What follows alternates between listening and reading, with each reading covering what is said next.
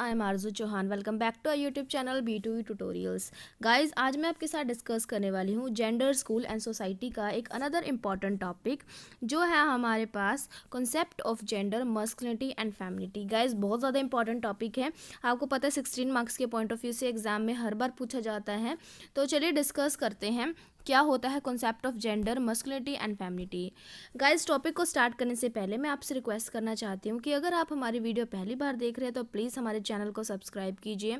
Video पसंद आए तो वीडियो को लाइक कीजिए और अगर कुछ अच्छा लगता है तो कमेंट करके ज़रूर बताइएगा। अगर कोई क्वेरी है या फिर कोई वीडियो में कुछ बुरा लगता है तो उसको भी प्लीज़ हमें बताइएगा। आपका एक लाइक, एक कमेंट हमें बहुत ज़्यादा मोटिवेशन देता है। तो चलिए गाइस, अभी स्टार्ट करते हैं हमारी वीडियो को। तो सबसे पहले हम इंट्रोडक्शन की बात करेंगे कि since the beginning of life our society has to comply with many gender roles. जैसे एक बच्चे का जन्म होता है तब से ही उस बच्चे के ऊपर हमारी सोसाइटी बहुत तरह के रूल्स रेगुलेशंस जो हैं वो डाल देती हैं। ठीक है, द स्ट्रक्चर ऑफ वुमेन और men usually begin with the colour of children's clothing. जब बच्चा पैदा होता है तो उसके बाद क्या करते हैं, वो मेल है या फीमेल है, उसको देख के उसको कलर्स के अकॉर्डिंग डिफ्रेंशिएट करना स्टार्ट कर दिया जाता है।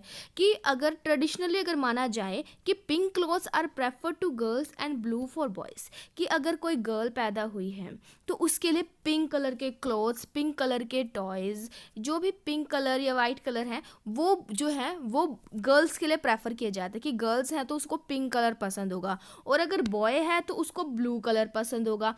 तो इस तरह से क्या किया जाता है कि बच्चे के पैदा होने से ही उसके अंदर मस्कुलिनिटी एंड फेमिनिटी का कॉन्सेप्ट जो है वो डाल दिया जाता है। क्योंकि अभी बच्चे को कुछ नहीं पता, उसको नहीं पता कि मैं गर्ल हूँ या बॉय हूँ, उसको कुछ नहीं पता। उसको हमारा जो समाज है, लोग हैं, फैमिली है, वो क्या करती है, उसको मेल एंड फीमेल को डिफ्रेंशिएट करना स्टार्ट कर देती है सिंस इज बर्थ, इज और हर बर्थ। ठीक है, व्हेन चाइल्ड स्टार्ट ग्रोइंग, जैसे जैसे बच्चा बड़ा होता है, ठीक है ना, तो क्या कहा जाता है कि किचन टूल्स या नेटवेयर्स है ना, वो क्या है, वो गर्ल्स खेलेंगी। गुड्डे गुड़ियों के साथ, किचन टूल्स के साथ तो गर्ल्स खेलेंगी। और अगर बॉयज़ की बात करें तो बॉयज़ को केमिकल सेट या स्पोर्ट्स आइटम दिए जाते हैं। बैट है, बॉल है, फुटबॉल्स हैं, ठीक है ना, रोबोट्स हैं, एयरप्लेन है, बसेस है, कार है, तो वो सब क्या है, वो बॉयज़ के लिए हैं। एंड जो सॉफ्ट टॉयज़ हैं, गुड्डा गुड़ियाँ हैं, वो किसके लिए हो गया, गर्ल्स के लिए। बच्चों को नहीं पता, हो सकता है कि गर्ल्स को भी बॉयज़ वाले जो टॉयज़ हैं वो पसंद हो या बॉयज़ को भी गुड्डा गुड़िया जो हैं वो पसंद हो। बट हमारी सोसाइटी में क्या होता है कि बॉयज़ के लिए एंड गर्ल्स के लिए, दोनों के लिए अलग अलग डिफरेंट डिफरेंट रोल्स जो हैं या डिफरेंट डिफरेंट गेम्स लगा लो, क्लोथ्स लगा लो, हर तरीके से बच्चों के साथ डिफ्रेंशिएट करना स्टार्ट कर दिया जाता है। Therefore the role of masculinity and femininity in our social structure is determined from the childhood. कि हमारे समाज में क्या किया जाता है, मस्कुलिनिटी एंड फेमिनिटी मतलब स्त्रीत्व और पुरुषत्व, ठीक है ना। फेमिनिटी मतलब स्त्रीत्व के गुण और जो मस्कुलिनिटी होता है उसका मतलब होता है पुरुषत्व के गुण। ठीक है, ये जो सोशल स्ट्रक्चर है हमारा, ये क्या है, बच्चों के जन्म से ही, चाइल्डहुड से ही उसमें बच्चों के अंदर डाल दिए जाते हैं ये सारी चीज़ें। ये माना जाता है कि जो मैन होते हैं, man are logical, strong, independent, emotionless. अब ये मान लेते हैं कि मैन जो है वो ज़्यादा लॉजिक है, ठीक है, ज़्यादा लॉजिकल है, कि वो चीज़ों को तर्क वितर्क करना बहुत अच्छे से समझते हैं, स्ट्रॉन्ग है, बहुत ज़्यादा ताकतवर होते हैं, और क्योंकि उनकी बॉडी का स्ट्रक्चर ही ऐसा होता है। इंडिपेंडेंट होते हैं, वो खुद से अपने डिसीजंस लेते हैं, खुद से कमाते हैं, अपना घर चलाते हैं। इमोशनलेस होते हैं। बताओ, जो मैन है उनको ये मान लेते हैं कि इमोशनलेस होते हैं, वो मतलब कि अगर उनको कुछ बुरा लग जाए तो वो रो नहीं सकते हैं, अपनी जो भावनाएं हैं उनको छुपा के रखते हैं, इमोशंस ही नहीं है, ऐसा नहीं होता। मेंस में भी बहुत से इमोशंस होते हैं, ठीक है, उनको भी बुरा लगता है। एंड फिर कहा जाता है and are stimulant while women sensitive हैं। ये मानते हैं कि विमेन जो है वो सेंसिटिव होती हैं बहुत ज़्यादा, ठीक है ना, मतलब उनको कोई कुछ कह देता है तो मतलब वो सहम जाती हैं, डर जाती हैं या रोने लग जाती है, बहुत ज़्यादा सेंसिटिव है, बहुत ज़्यादा इफेक्ट हो जाती हैं। पैशन, ये माना जाता है कि विमेंस जो होती है वो वीक होती हैं, या वीक की स्पेलिंग गलत हो गई है, WEAK। विमेन क्या कमज़ोर होती हैं, ये माना जाता है। सप्रेंस्ड होती हैं, कि आप वुमेंस को डरा धमका के रख लोगे। तो मीन्स मेंस के लिए अलग रूल्स हैं, मेंस अलग करेक्टरिस्टिक्स हैं, वुमेन्स की अलग करेक्टरिस्टिक्स हैं, ऐसा हमारा समाज से मान लेता है। It is not that such characteristics of personality are completely innate और नेचुरल। ये जो पर्सनैलिटी की करेक्टरिस्टिक्स होती हैं ये जन्म से नहीं होती है, ठीक है, ये इनेट नहीं होती, इनबॉर्न नहीं होती, नेचुरल नहीं होती। इसको बाद में, जन्म के बाद ऐसे सिचुएशंस, ऐसे हालात पैदा कर दिए जाते हैं कि ये सब कुछ हमें अपने अंदर ढालना पड़ता है। It has been seen that in some cultures, ये देखा जाता है कि कुछ कल्चर्स होते हैं जिसमें कहते हैं womens are aggressive and strong. Womens बहुत अग्रेसिव होती हैं, उनको बहुत गुस्सा आता है, एंड बहुत स्ट्रॉन्ग होती हैं। एंड जो मैन होते हैं वो क्या कहते हैं, found to be sensory and emotional. Man जो होते हैं बहुत इमोशनल काइंड के होते हैं। तो ऐसा नहीं है कि हमेशा मैंस ही स्ट्रांग होंगे, विमेंस बिल्कुल ही वीक होंगी, ऐसा नहीं है, इसके अपोजिट भी हो सकता है। While examining the gender gap in life expectancy we side that the social effect of life, ठीक है, जब हम जेंडर गैप को देखते हैं या लाइफ एक्सपेक्टेंसी को देखते हैं तो देखो क्या माना जाता है कि जो सबसे ज़्यादा प्रायोरिटी जो होती है वो किसको दी जाती है। आपको पता है कि हमारे देश में जो है वो जेंडर गैप बहुत ज़्यादा है। 1000 लड़कों के ऊपर लड़कियों की संख्या हमेशा 830 840 इसके आसपास ही रहती है। तो मीन्स इतना ज़्यादा गैप आ जाता है। तो ये गैप क्यों होता है, क्योंकि जो पेरेंट्स होते हैं वो लड़कों को, ठीक है, ऐसा माना जाता है कि लड़कों को ज़्यादा प्रेफरेंस दे दे कि अगर आपके घर में लड़का पैदा होता है तो वो बहुत अच्छी बात है, लड़की पैदा होती है तो इतनी ज़्यादा खुशियाँ नहीं मनाई जाती हैं।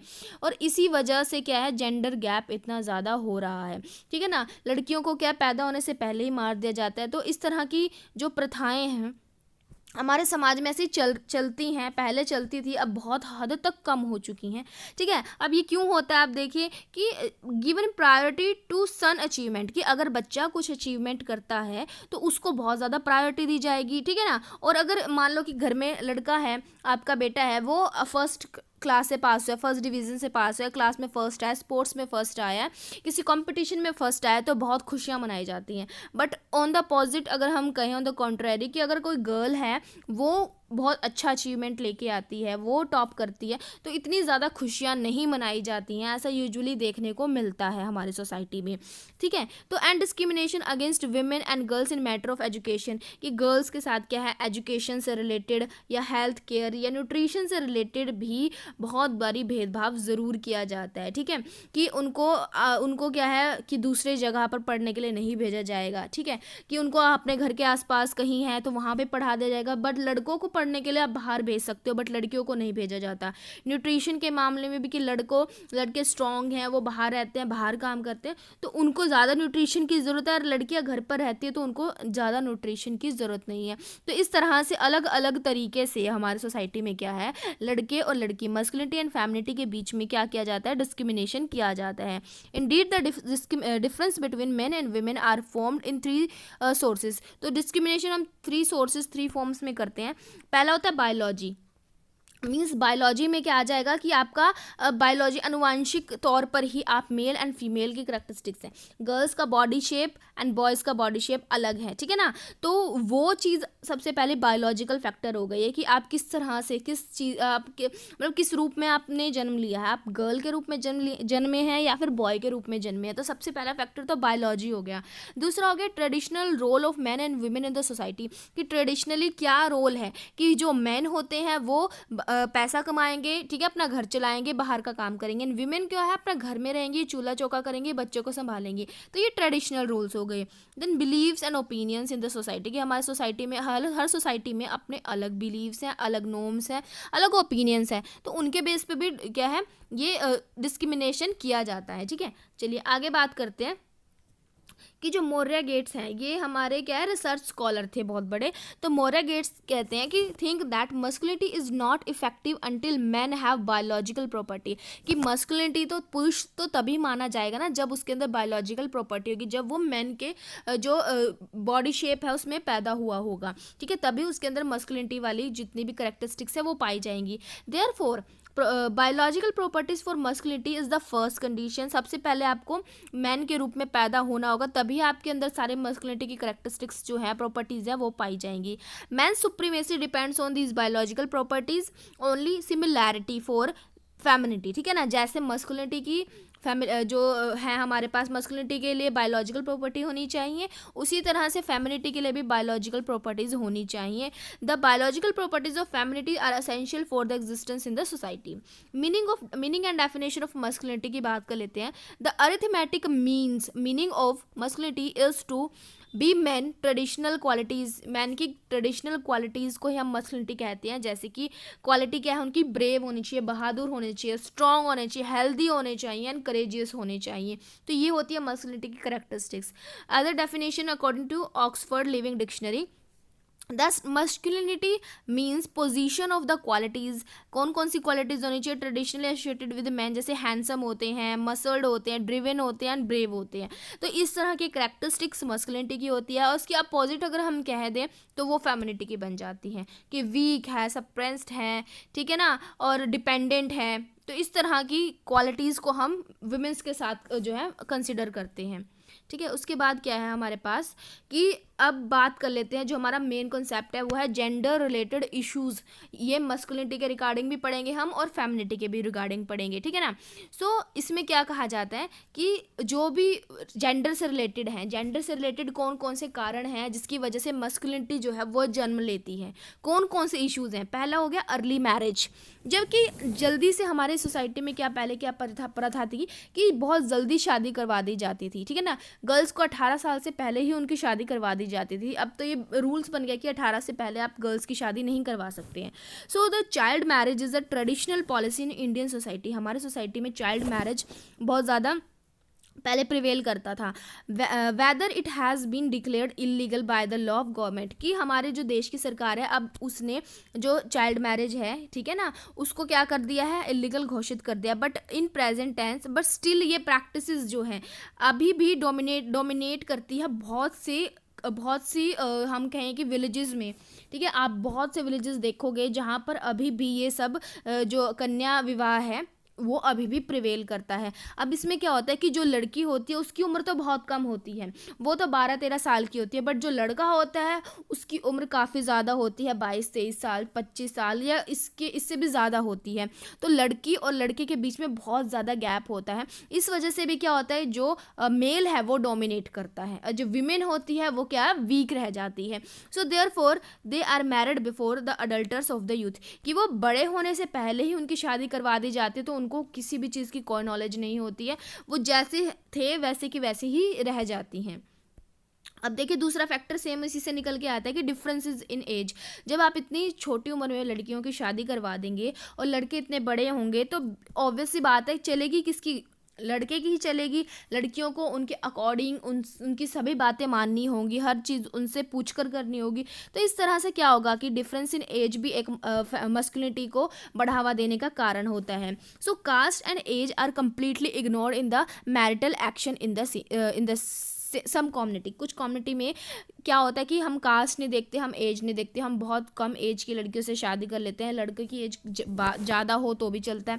तो इस तरह से क्या होता है, ये भी एक कारण है। उसके बाद sometimes the age of the bride grooms does not match the age of bride, ठीक है ना। लड़के की एज लड़की सी एज से बिल्कुल भी मैच नहीं करती, 10-10 20-20 साल का गैप होता है, उसमें शादी करवा दी जाती है।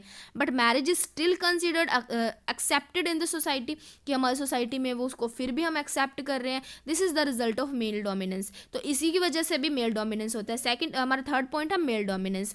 Under many circumstances gender based issues are based on consciousness and dominance. There are many reasons, जैसे कि इग्नोरेंस होता है, कई बारी नहीं इग्नोर कर देते हैं हम, कि अगर लड़का कुछ भी कर रहा है तो इग्नोर कर दिया जाता है उसको कि कोई बात नहीं भाई, आप बॉय हैं, आपको हक है, आप कर सकते हैं ये सब कुछ। ह्यूमिलिटी, कास्ट, बैकग्राउंड, ठीक है ना। कई लोग काफ़ी रिच होते हैं, वो क्या करते हैं, जो काफ़ी रिच क्लास के पीपल हैं, जमींदार हैं, वो जो छोटी कास्ट के लोग हैं या फिर थोड़े गरीब हैं उनको दबाते हैं, ठीक है, उनके साथ दुर्व्यवहार करते हैं ट्रेडिशनली, ठीक है। Due to the law of financial situation complaints of rape, ये डबल टाइम लिखा गया, ये concepts of rape of women by man, ठीक है।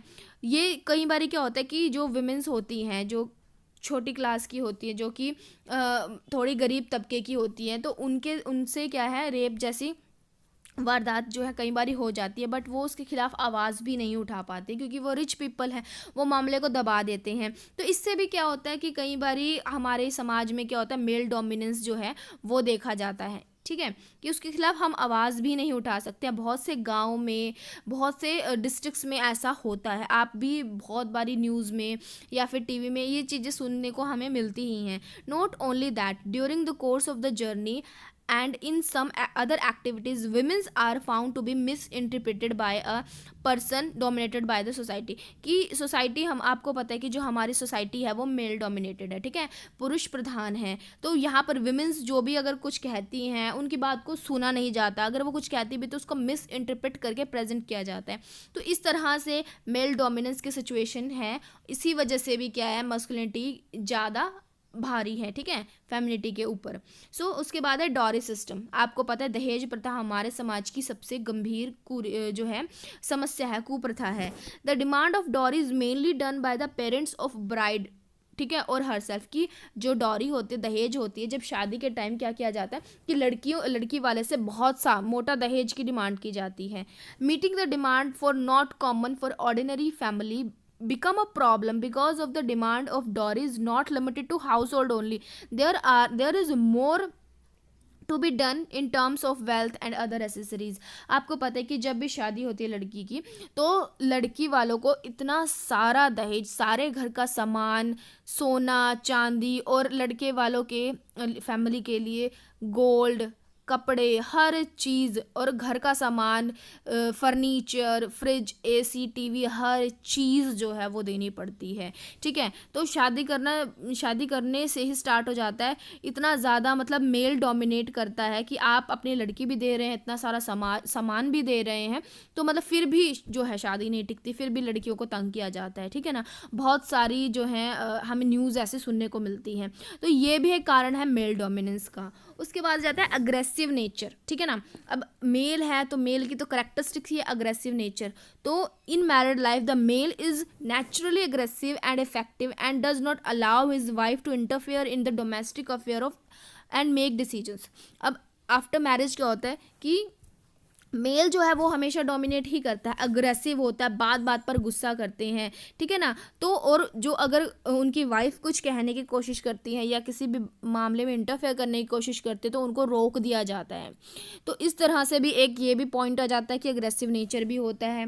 देन कॉम्पिटिटिव एंड आउटगोइंग, ठीक है, due to being competitive and friendly by nature the contribution of male member is positive. अब जो मेल मेंबर्स होते हैं वो बहुत कॉम्पिटिटिव, क्योंकि वो बाहर रहते हैं, ठीक है ना, दूसरों के साथ किस तरह से डील करने उनको आता है, फ्रेंडली नेचर भी होता है उनका। तो ये एक पॉजिटिव पॉइंट है उनका, ठीक है, इस वजह से भी मेल डोमिनेट करते हैं। But in person relationship he is fanatic and preserving, ठीक है। तो वो इतने ज़्यादा आउटगोइंग होने के कारण, क्योंकि वो बाहर रहते हैं, उनको बाहर का सब नॉलेज है, इस वजह से भी मेल जो है वो डोमिनेट करते हैं। ये तो सारे हमारे थे इश्यूज रिलेटेड टू मस्कुलिनिटी की मस्कुलिनिटी किस किस वजह से हमारे समाज में पैदा होती है। अब ये बात कर लेते हैं हम करेक्टरिस्टिक्स क्या है मस्कुलिनिटी की, ठीक है। तो पहला है मैनी नेम्स। हम मस्कुलिनिटी को कई नामों से जान सकते हैं। Manhood is known by many names, जैसे कि male class, real class, humanity. तो हम इसको कई नाम से जान सकते हैं। उसके बाद जाता है in this way the word masculinity is used technically by the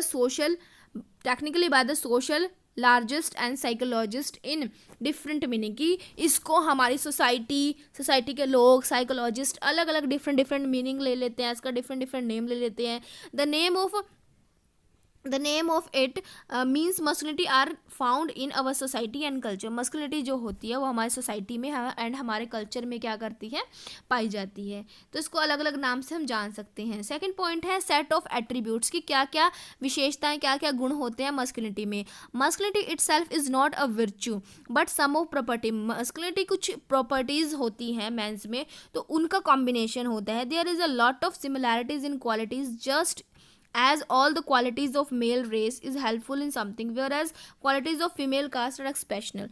आपको पता है कि मेल्स की क्वालिटीज़ हम आगे भी डिस्कस कर चुके हैं कि मेल्स की जो क्वालिटीज़ होती हैं, they are strong, they are family man, ठीक है ना, दे आर अग्रेसिव। तो ये सब मेल्स की एट्रीब्यूट्स हैं और फीमेल्स की एट्रीब्यूट्स भी आपको समझ में आ गई हैं। अब बात करते हैं थर्ड पॉइंट की, जो है social construct. Social composition implies that masculinity is created by social member, कि मस्कुलिनिटी जो है, पुरुषत्व है, वो सोशल मेंबर्स ने ही क्रिएट किया है। It does not happens from birth, ये बर्थ से नहीं होता। बच्चा पैदा होते ही कोई मस्कुलिनिटी वाले फैक्टर्स नहीं होते उसके अंदर, उसको धीरे धीरे हम सिखाते हैं। जैसे जैसे वो बड़ा होता है चीज़ें अडेप्ट करता रहता है। जैसे 21-22 साल का होता है उसके अंदर पूरी मस्कुलिनिटी वाले फैक्टर्स आ चुके होते हैं, ठीक है ना। Then does not and nor does it behave any relation with genetic, ठीक है, जेनेटिक से भी इसका कोई रिलेशन है मस्कुलिनिटी का, ये तो हम बाद में ही सीखते हैं। It does not create by nature, ना ये नेचर क्रिएट करता है, and does not it and readymade भी नहीं, रेडी फॉर्म में भी नहीं है। It is learn from social member, social organisation, इसको हम सोशल मेंबर से, जैसे कि फैमिली, हॉस्पिटल, स्कूल्स, इन सब से लाइक बिहेव लाइक ह्यूमंस, तो ये सब कुछ हम अपने समाज से ही सीखते हैं। In simple term it is earn by specific culture, ये चीज़ हम अपने कल्चर से सीखते हैं। आई होप आपको समझ में आ रहा होगा, मैं बहुत इजी लैंग्वेज में इसे समझाने की कोशिश कर रही हूँ। उसके बाद हमारे पास फोर्थ पॉइंट है एक्सपेक्टेड रोल, कि हम क्या रोल एक्सपेक्ट कर रहे हैं। It is expected from masculinity that they are play role in the society as a man, कि एक्सपेक्ट ये किया जाता है मस्कुलिनिटी से कि आपको मेल मेंबर, ठीक है ना, आप मैन हैं, आपको मैन की तरह बिहेव करना है हम अपनी सोसाइटी के अंदर।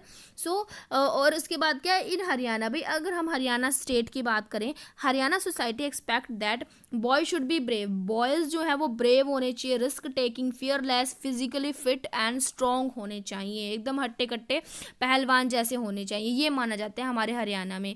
Then there are all expectations of society, ठीक है, सोसाइटी में सभी यही एक्सपेक्ट करते हैं कि अगर आप आदमी हैं तो आप इसी तरह के होने चाहिए। और when a girl does to meet the expectations, ठीक है, when a girl does not meet the expectations, the society begins to comment on it and does and something and sometimes it is also punished। जो girls हैं, अगर वो अपनी expectation, जो girls से expectation की जाती है कि आप चार दीवारी में रहेंगी, घर में रहेंगी, ठीक है ना, सभ्य होंगी, तो अगर गर्ल्स ये चीज़ एक्सपेक्टेशन पर खरी नहीं उतरती हैं तो उनको पनिश कर दिया जाता है। तो इस तरह से रोल्स जो है वो एक्सपेक्ट किए जाते हैं। उसके बाद है बेस्ड ऑन नॉर्म्स, की कुछ नॉर्म्स हैं तो वो उनके बेसिस पे आपको रहना है। Pattern is the criteria of expected behaviour in the society, this is the informal guidelines of fair and inappropriate behaviour in the society. ये सोसाइटी ने कुछ नॉर्म्स बना दिए हैं, अगर आप इन नॉर्म्स को मानते हैं तो आप फेयर हैं, आप बिल्कुल सही दिशा में जा रहे हैं, अगर आप नहीं मान रहे हैं तो आप इनअप्रोप्रिएट हैं, आपको दंड मिलेगा।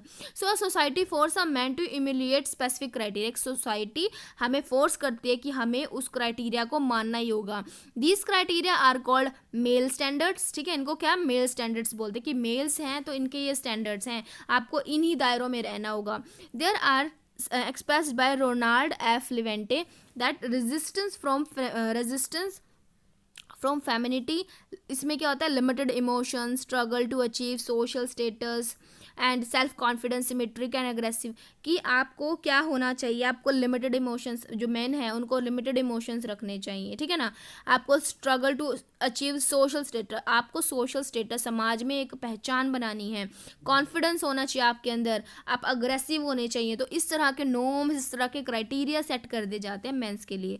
अब क्या है, मेंस की जो मस्कुलिनिटी है ना उसको मेजर भी किया जा सकता है।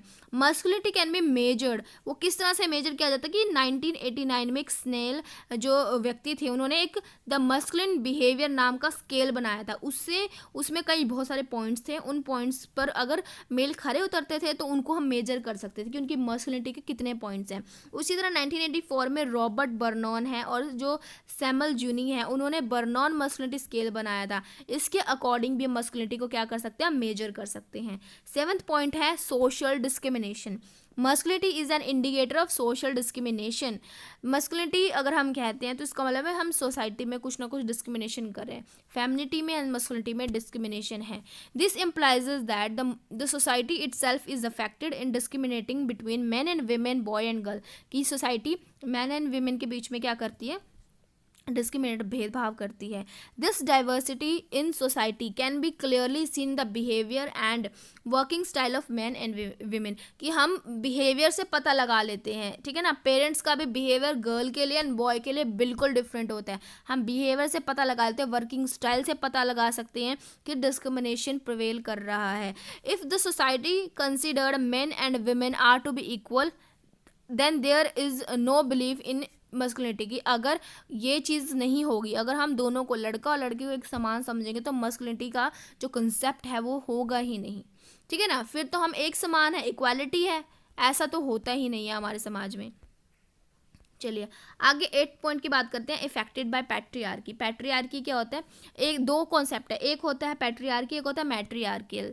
तो पैट्रियार्की में क्या होता है, जो दादा, जो कि हमारे परदादा, जो हमारे पूर्वज हैं, ठीक है, जो कि फादर के साइड के जो सिम्टम्स होते हैं उसको ज़्यादा महत्व दिया जाता है। मैट्रियार्की के साइड में जो मॉम है, मम्मी है और नानी है, उनके साइड के जो भी रूल्स रेगुलेशंस हैं उनको ज़्यादा महत्व दिया जाता है, ठीक है। So on the basis of dominance दो तरह के हमारे पैट्रियार्की मैट्रियार्की।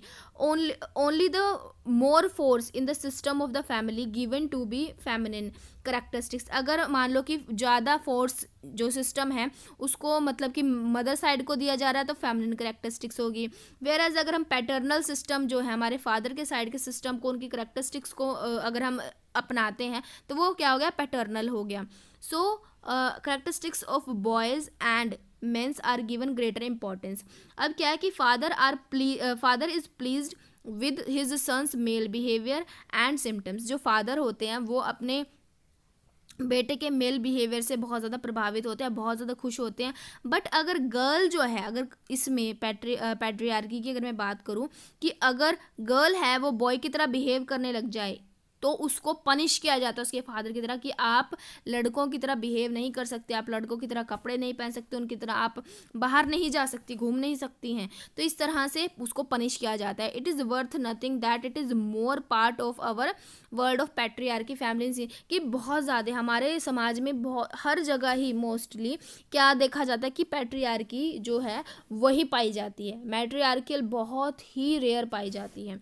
उसके बाद आता है some time it is unpsychological manship, sometime unnamed manship sometimes unmanned, just like a society does not command the person cry moron, and even if the person won't express his mental health। कई बारी जो ये हम कहते हैं ना ये masculinity है, कई बारी ये लड़कों के लिए भी बहुत बुरी बन जाती है, ठीक है। लड़के इमोशनल नहीं हो सकते, वो अपनी मेंटल जो भी उनके अंदर चल रहा है, मेंटल कन्फ्लिक्ट होते हैं उनको एक्सप्रेस नहीं कर पाते हैं।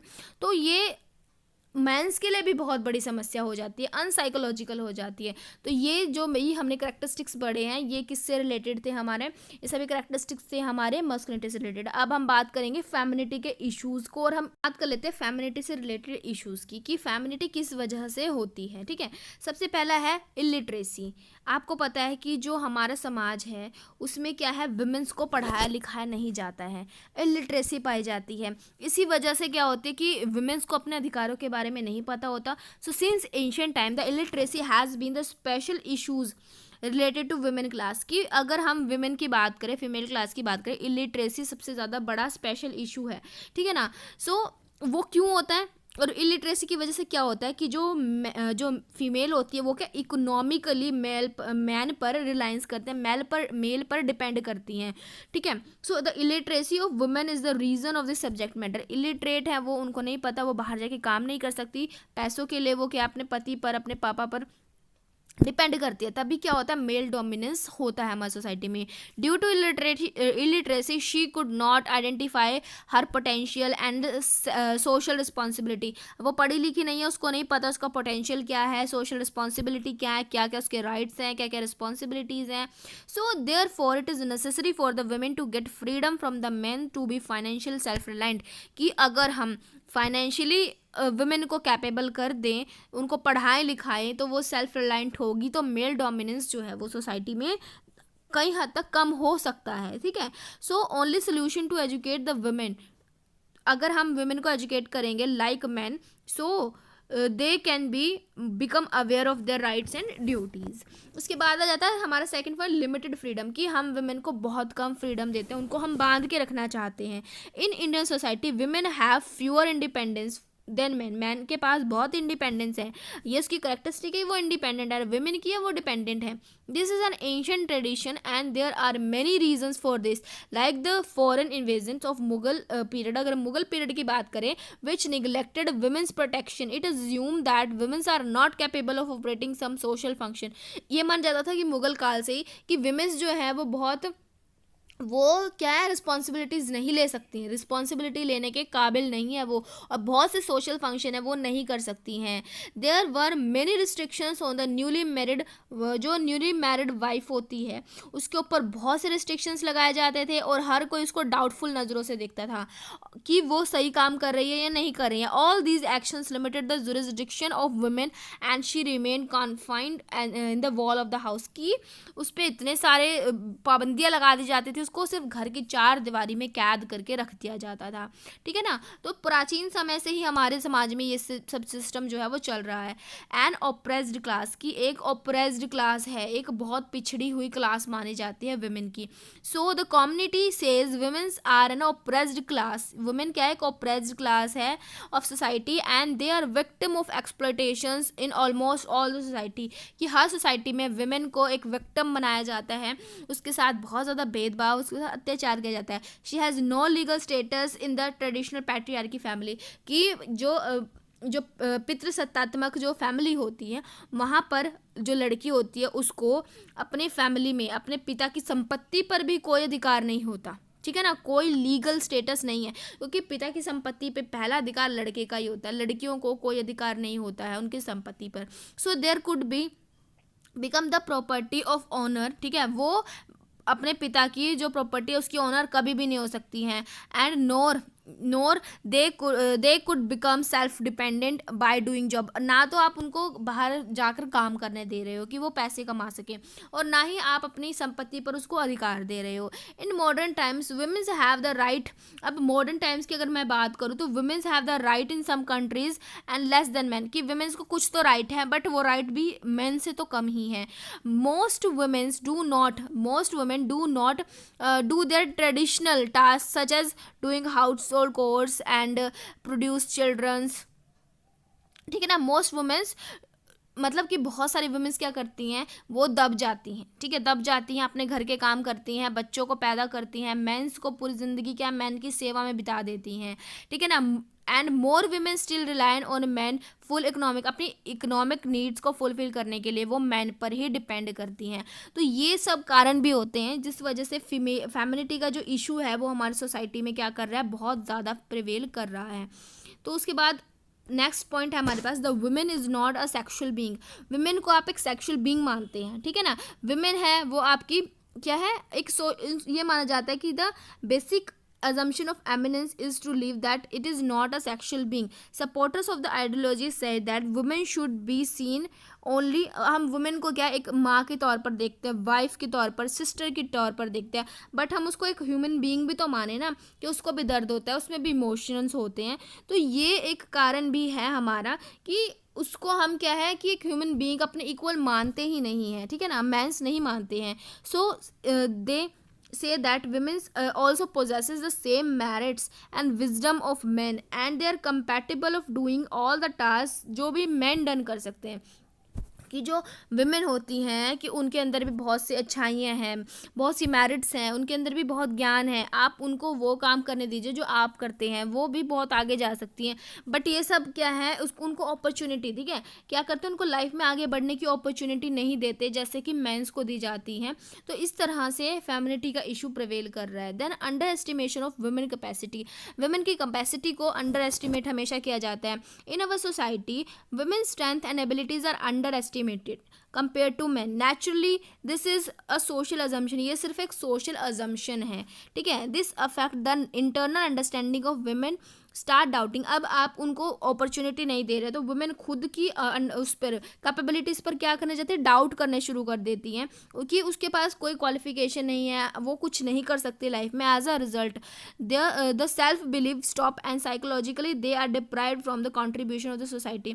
अब क्या है कि वो खुद से ही अपने आप को कमज़ोर महसूस कर लेती हैं, तो वो खुद में बिलीव करना कम कर देते, तो वो सोसाइटी में कॉन्ट्रीब्यूशन कैसे करेंगी। Scholars believe that it is compulsory to change the social standards of women in the society raise this situation, कि हमें इसको चेंज करना होगा। स्कॉलर कहते हैं हमें इस चीज़ को बंद करना होगा, इस स्टैंडर्ड्स को बंद करना होगा। And with this day will be able to make women class proud by contributing their contribution the social participation, कि हमें वुमेन को भी क्या करना चाहिए, सोसाइटी में पार्टिसिपेट करने का मौका देना चाहिए, तभी क्या होंगी वो। उसके बाद आ जाता है हमारा 6 point, issue of decision making, कि हम वुमेन को डिसीजन, किसी भी तरह का कोई भी अगर हमें डिसीजन लेना है तो उसके अंदर हम इन्वॉल्व नहीं करते हैं। In many situation there is no decision with the women when deciding on important topic by the family and community, कि जब भी कोई फैमिली या कम्युनिटी कोई भी इंपॉर्टेंट डिसीजन लेते तो वुमेन को बिल्कुल कंसिडर नहीं किया जाता। ये माना जाता है कि वुमेन जो है, आप अपना घर संभालिए, आप डोमेस्टिक अफेयर्स, आप अपने घर संभालिए, अपने बच्चों को संभालिए, बाकी इंपॉर्टेंट डिसीजन हम ले लेंगे, ठीक है ना। वुमेन के आइडिया को बिल्कुल भी इंपॉर्टेंस नहीं दी जाती है, ठीक है ना। और ये मानते थे कि कोई भी उनका जो डिसीजन है वो अच्छा नहीं हो सकता, इंपॉर्टेंट नहीं हो सकता, क्योंकि उनके अंदर इतनी समझ नहीं है, ठीक है ना। Scholar believe that while taking the decisions on various social topics the problem can be solved by incorporating femininity into it is giving proper importance to her thoughts. ये माना जाता है कि अगर आप वुमेन के भी पॉइंट ऑफ व्यू को सुनेंगे, उनकी भी बात समझेंगे, तो आपका डिसीजन वो बेहतर हो सकता है, ठीक है ना। उनको इंपॉर्टेंस दीजिए, उनके थॉट्स को इंपॉर्टेंस दीजिए, बट हमारी सोसाइटी में ऐसा नहीं होता। अपने घर पे भी आपने देखा होगा, कोई भी आपके घर का इंपॉर्टेंट डिसीजन जो है वो आपके पेरेंट, आपके फादर लेते हैं, आपकी मदर को इतना ज़्यादा नहीं पूछा जाता है, बहुत सी जगह ऐसा पाया जाता है, ठीक है।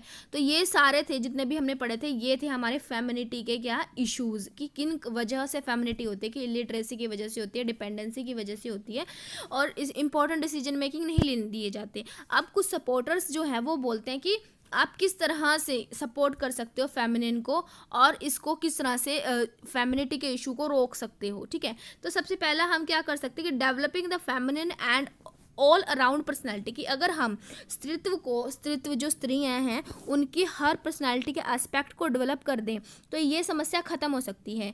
कि we should arrange useful education for the development of physical, intellectual, mental, spiritual and social development in order to make the feminine caste independent, ठीक है ना, persons in India, independent India. कि हम अगर हमारे देश में क्या करें कि जितने भी महिलाएं हैं उनको बहुत अच्छे से एक यूज़फुल एजुकेशन सिस्टम जो है शिक्षा प्रदान करे, जिससे कि उनका शारीरिक, मानसिक और हर अध्यात्म, सोशल डेवलपमेंट पूरी तरह से होगा। तो हम क्या कर सकते हैं, इस सेक्शन को, विमेन के सेक्शन को क्या कर सकते हैं, ऊपर उठा सकते हैं। It is important to be taught about sports for sports exercise, ठीक है ना। हम वुमेन को स्पोर्ट्स में जाने को कहें, ठीक है, उससे क्या होगा, वो एक्सरसाइज करेंगी, उनकी बॉडी स्ट्रॉन्ग होगी, ठीक है ना। And various intellectual and mental power, हम उनको बहुत से इंटेलेक्चुअल, मेंटल, हर तरीके से स्ट्रॉन्ग कर सकते हैं, तभी हम फेमिनिन को डेवलप कर सकते हैं। It is necessary that the above education is possible only when women school should be developed, ठीक है ना, डेवलप्ड एंड डिसेमिनेटेड। कि अगर हम बॉयज़ एंड गर्ल्स को एक साथ नहीं पढ़ाना चाहते हैं, को एजुकेशन नहीं देना चाहते, तो आप वुमेन जो है स्कूल्स अलग से बनाइए, वहाँ पे वुमेन को शिक्षा दीजिए और हर तरह की फैसिलिटीज़ उनको प्रोवाइड करने की कोशिश कीजिए।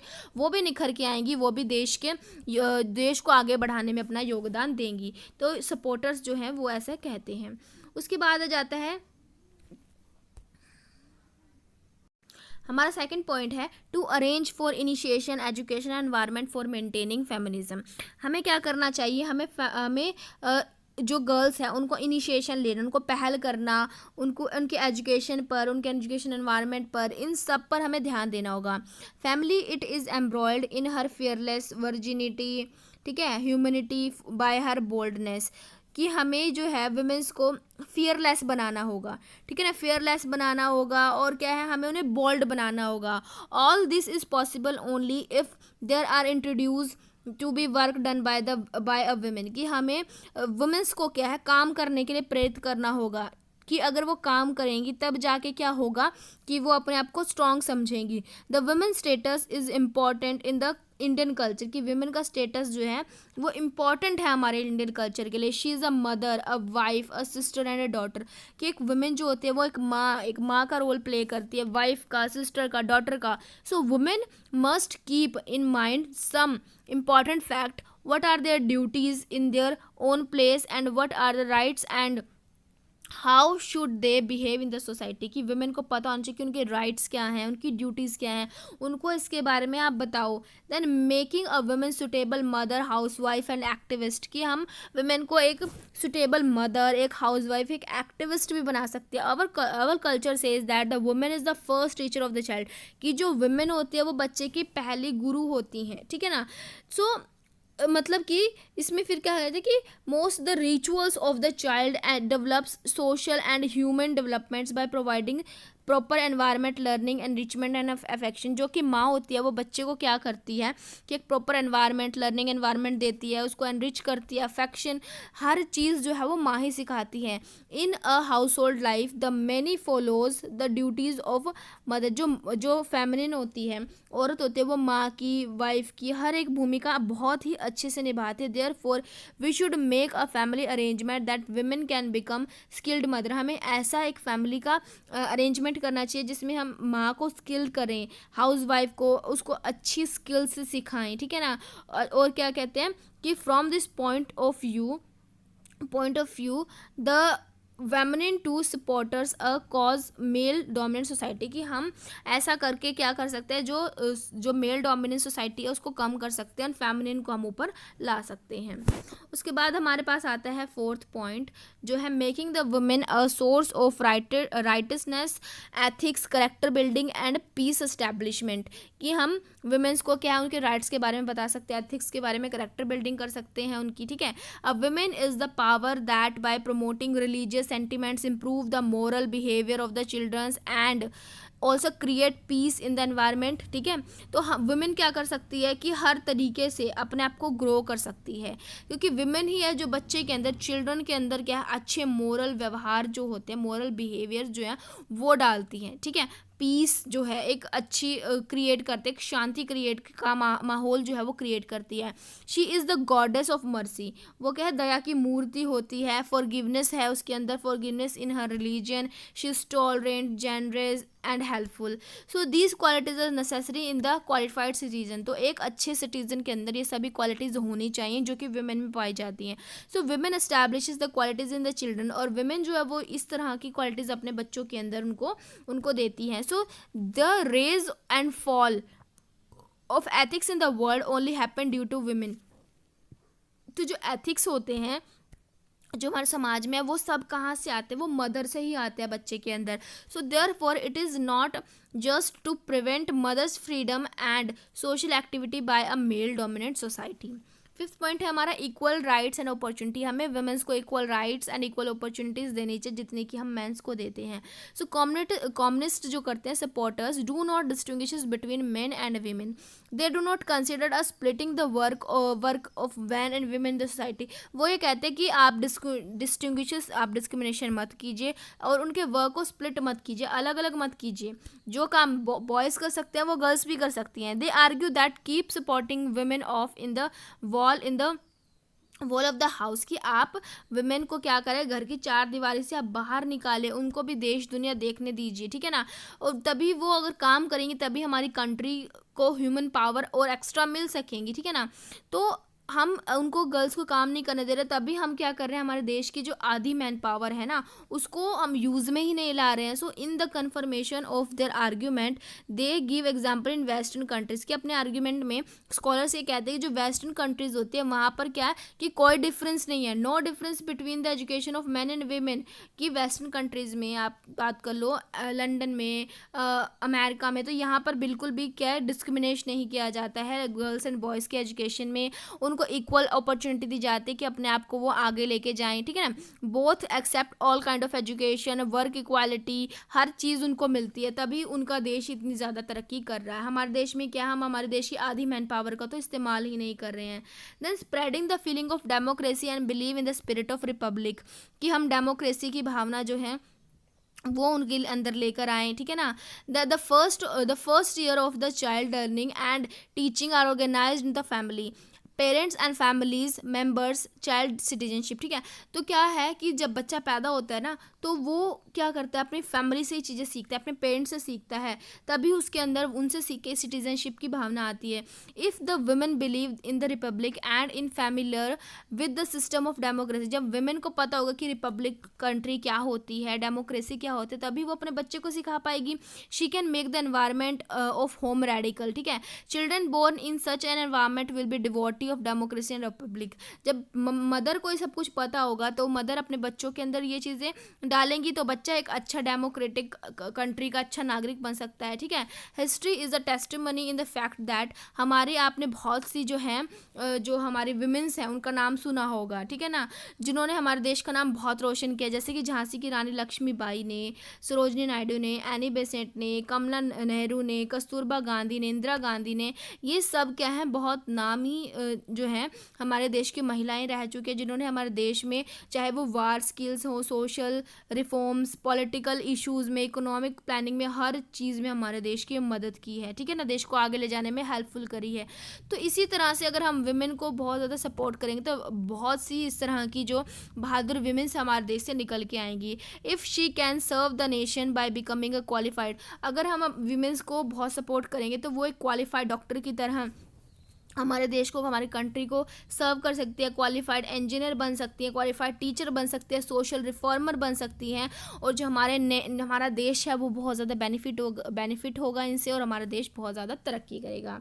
अब आपने फेमिनिटी के अब हम इसके कंक्लूजन की बात कर लेते हैं कि एट द एंड हम क्या कह सकते हैं कि today an important change in Indian society structure has happened in situation of women, कि आज हमारे समाज में बहुत से चेंजेस आ चुके हैं वुमेन्स को लेके, उनके सिचुएशन को लेके। Today a woman is not a slave of her husband, कि आज के टाइम में वुमेन जो है वो अपने पति की गुलाम नहीं है, and state she is a very good life partner for domestic life in every respect, कि अब वो एक बहुत अच्छी लाइफ पार्टनर है, घर का सारा काम संभालती है, जॉब करती हैं। At present job opportunities available to women not only man, की आज के टाइम में वुमेन के लिए भी अपॉर्चुनिटीज़ हैं जॉब की। Womens have also been able to do their jobs by reading and writing, की वुमेन जो है वो रीडिंग करती है, राइटिंग करती है, पढ़ती हैं, लिखती हैं। The result is that government go out of the house and earn money, कि अब वुमेन जो होती है ना, वो क्या कर रही हैं कि वो घर से बाहर निकल रही हैं, वो क्या कर रही हैं, पैसा कमा रहे हैं। So now womens have become self dependent in economic and other matters, कि अब वुमेन जो हैं सेल्फ डिपेंडेंट है, पैसा कमाती हैं, घर संभालती हैं, हर चीज़ कर रहे हैं। So they have a sense of self confidence, self esteem and desire of independent और remain free from the family restrictions, अब वो फैमिली के रिस्ट्रिक्शन से भी फ्री हैं, सेल्फ कॉन्फिडेंस है, ठीक है ना। और जो पर्दा प्रथा है, कर्टन प्रैक्टिसेस जो है हमारे, वो भी बहुत कम हो चुकी हैं। ठीक है, अब वुमेन्स को चार दीवारी में नहीं रखा जाता। Womens have the opportunity of self development, women को भी सेल्फ डेवलपमेंट होने की जो फैसिलिटीज़ हैं वो भी दी जा रही हैं। तो ये थी हमारी वीडियो जिसमें हमने बात करी है फेमिनिटी के रिगार्डिंग इश्यूज़ की और मस्कुलिनिटी के रिगार्डिंग इश्यूज़ की, उनकी कैरेक्टरिस्टिक्स के बारे में, और हम इसको किस तरह से दूर कर सकते हैं। आई होप आपको वीडियो अच्छी लगी हो। अगर कोई भी आपकी क्वेरी है या आपको कुछ पसंद आया या नहीं आया, प्लीज़ हमें कमेंट करके ज़रूर बताइएगा। ठीक है, तो मिलते हैं आपसे नेक्स्ट वीडियो में। अपना ध्यान रखें, टेक केयर, बाय बाय।